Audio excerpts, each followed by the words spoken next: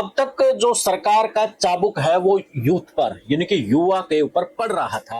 अब वो जो चाबुक है वो मजदूरों पर भी पड़ने वाला है। मजदूरों के जहां पहले राशन को लेकर के तेल के दाम बढ़ाए सरसों के, अब जो मनरेगा स्कीम है उस स्कीम के ऊपर भी संकट गहराता नजर आ रहा है।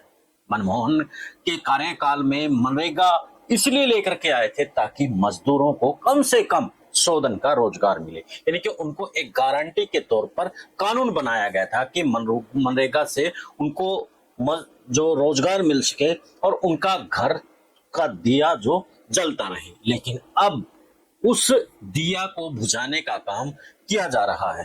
तो उसी को लेकर के पानीपत के मतरोडा गांव में जहां पर मंत्री जी बैठे थे तो वहां पर मनरेगा मजदूरों ने जाके हुंकार भर दी। और राष्ट्रीय मजदूर किसान मंच के जो राष्ट्रीय अध्यक्ष हैं धीरज गाबा, उसने वहां पर हुंकार भरी कि अब मनरेगा को मजदूरों को हम बेसहारा नहीं होने देंगे और जो सरकार ने नोटिफिकेशन जारी किया है, जो आदेश दिया है वो बंद कर दिया जाए, नहीं तो ये जो आंदोलन है अभी तो हाल फिलहाल मंत्री के घर तक चौखट तक पहुंचा है, फिर ये पूरे प्रदेश में फैल जाएगा। वैसे साथियों, किसान से भी ज्यादा जो संख्या है वो मजदूरों की है और सरकारों को भी पता है कि अगर मजदूर नाराज हो गया तो फिर खैर नहीं है। किसान से बड़ी आबादी मजदूरों की है और अगर मजदूर खड़ा हो गया तो जो आंदोलन होगा वो एक अलग तरह का आंदोलन होगा।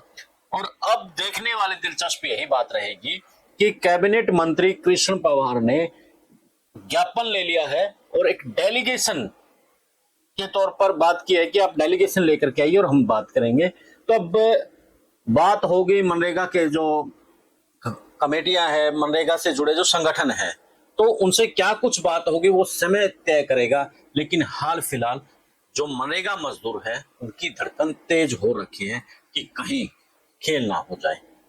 जो मिलने वाला रोजगार 100 दिनों का है कहीं वो भी खो ना जाए। तो क्या रहेगा, इसके लिए जुड़े रहे इनसाइडर मीडिया के साथ। मिलते हैं फिर एक नए मुद्दे के नए विश्लेषण के साथ। आप भी कमेंट करके जरूर बताना। एक बार धीरज गाबा को जो सुने कि वो क्या कह रही हैं।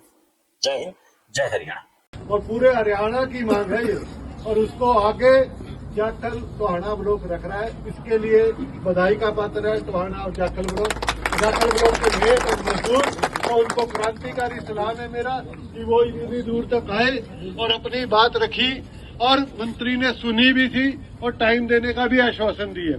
27 के बाद नहीं होगा तो अगली कार्यवाही आगे करेंगे।